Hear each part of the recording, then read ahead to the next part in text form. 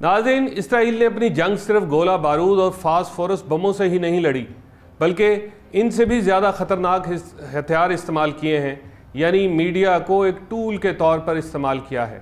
آپ تک جو بھی خبر آتی رہی، اس میں صرف 3 چیزوں کی کمی تھی۔ پہلی کمی تھی سچ کی، دوسری کمی بھی سچ تھی، اور تیسری کمی بھی بدقسمتی سے سچ ہی رہی۔ سچ کیا ہے وہ میں آپ کے سامنے رکھتا ہوں کہ اسرائیل کے ایک لیڈنگ چینل 12 میں مشہور اینکر ڈینی کشمارو جنگی خبریں دینے میں مشہور ہے۔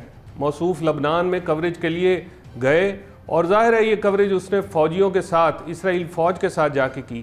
اس نے ایک گاؤں میں شیعہ فیملی کے گھر کو بم سے اڑا دیا، یعنی خود اپنے ہاتھوں سے اس نے شوقیہ بم سے اڑایا، اور ساتھ غصے میں یہ بھی کہتا رہا کہ اسرائیلیوں کے ساتھ گڑبڑ نہ کرو۔ یہ کسی میڈیا والے کا کام نہیں، بلکہ تمہیں تو فوج کی طاقت کے غلط استعمال کو ہائی لائٹ کرنا چاہیے تھا۔ پھر جب 21 نومبر کو انٹرنیشنل کرمنل کورٹ نے جنگی جرائم میں اسرائیل کے وزیر اعظم نیتن یاہو اور وزیر دفاع کو گرفتار کرنے کے وارنٹ جاری کیے، جس کی حمایت کینیڈا نے کی، آئرلینڈ نے کی، تو اس پر بھی یہ اینکر تھوڑا سا جذباتی ہو گیا، اور اس نے وارنٹس کو اسرائیلی عوام اور فوجیوں کے خلاف قرار دیا۔ بڑا اچھل کے کہتا رہا۔ اس نے اسرائیلی فوج کے جنگی جرائم کے خلاف کچھ نہیں کہا۔ یہ اسی ایک اینکر کی کہانی نہیں، بلکہ سارے اخبار اور چینلز اسرائیلی فوج کے خون ریزی کو نہیں دکھاتے، بلکہ اسرائیل کے ساتھ ہونے والے چھوٹے سے حملے پر بھی چیختے چلاتے ہیں اور ایک ذہن سازی کرتے ہیں۔ میڈیا کا پہلا اصول غیر جانبداری کے ساتھ سچ دکھاؤ، اور جنگوں میں تو آبجیکٹیوٹی اور معروضیت کا قتل ہونے سے بچانا میڈیا کا پہلا فرض ہوتا ہے۔ آپ کو اگر فلسطینی بچوں کے بکھرے ہوئے جسم دکھائے جائیں، ہسپتالوں میں بمباری نظر آتی ہو، خواتین اور بزرگوں کو بلا امتیاز گولیوں سے بھون دیا جائے، تو اسے قوم کیسے درست کہہ سکتی ہے؟ کوئی بھی قوم۔ لیکن اسرائیل میں میڈیا نے یہ رائے عامہ سیٹ کر رکھی ہے کہ اسرائیلیوں کے اندر اتنی نفرت ہے کہ وہ اس چیز کو مانتے ہیں اور یہ ساری چیزوں کو وہ ٹھیک کہتے ہیں۔ تو سچ یہ ہے کہ اسرائیلی اخباروں اور چینلوں نے کئی دہائیاں لگا کر اسرائیلی عوام میں نفرت بھری ہے۔ یعنی آپ سوچ بھی نہیں سکتے کہ ایک نارمل دماغ خون کو خون نہ کہے، زیادتی کو زیادتی نہ مانے، اور قبضے کو اپنا حق مانے۔ نہیں، ایسا نہیں ہو سکتا۔ انسانی دماغ جب بھی پلیوٹڈ کیا جائے تب تک وہ ایسی کیفیت میں نہیں آتا۔ یعنی میری مراد ہے کہ دنیا کا کوئی بھی معاشرہ لے لیں، وہاں پہ ہر طرح کے لوگ ملتے ہیں، شدت پسند بھی ملتے ہیں، لبرل بھی ملتے ہیں، لیکن اسرائیل میں ایسے ذہنوں کی شدید کمی پائی جاتی ہے۔ یعنی ایسا محسوس ہوتا ہے کہ ان کے سوچنے سمجھنے کی صلاحیت ہی نکال لی گئی ہے، اور اس کی پوری ذمہ داری اور کسی پر نہیں بلکہ اسرائیلی میڈیا پر جاتی ہے۔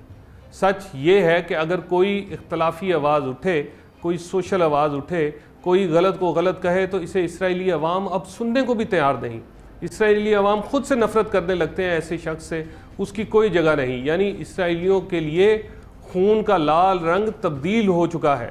اسرائیل کا ایک اخبار ہے ہارٹز، جو کچھ عرصے سے اسرائیلی فوج کی زیادتیوں کی نشاندہی کرتا آ رہا ہے۔ ظاہر ہے ہر میڈیا کا یہی پہلا مقصد ہوتا ہے کہ اپنی فوج یا اپنی حکومت کی نشاندہی کرے کہ یہاں پہ وہ طاقت کا غلط استعمال کر رہے ہیں۔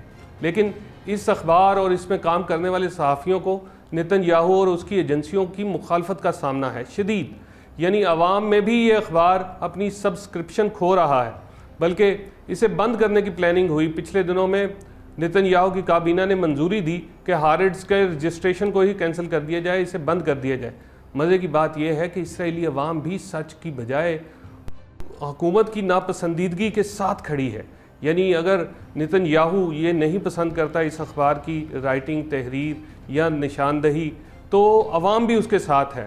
اختلاف رائے کسی بھی جمہوری اور آزاد معاشرے کا حسن ہوتا ہے، لیکن جب ایسی آوازوں کو بند کر دیا جائے تو فیک نیوز سے جو ذہن سازی کی جاتی ہے وہ انسانوں سے انسانیت کو ختم کر دیتی ہے، معاشروں سے تہذیب کو نکال دیتی ہے، درندگی بھر دیتی ہے، اور جسموں سے دوسروں کے درد کا احساس ہٹا دیتی ہے، جیسا کہ اسرائیلیوں میں دیکھا جاتا ہے۔ اسرائیل میں کوئی آپ کو ایسا نہیں ملے گا جو یہ کہے کہ فلسطینیوں کے ساتھ ہونے والا ظلم ہے۔